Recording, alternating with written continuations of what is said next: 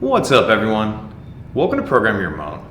Today we're going to be taking a look at how to change the struts for the trunk lid on a 2008 Chrysler 300. Like I said, this is a 2008 300 here, but it will be the same on a few different years. So in order to do this, we're going to need our new struts. We ordered these off Amazon, and I'll put the link to that in the description box below. And then we're also going to need a small flathead screwdriver.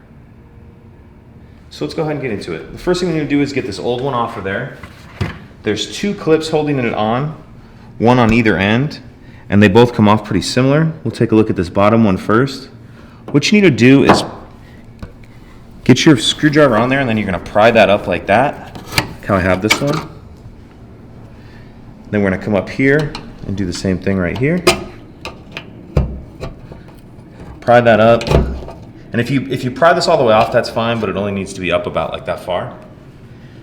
And then once you have both those clips on there, this is ready to come off. And at this point, you're going to want to either put one of your hands on the trunk lid or have someone hold it for you.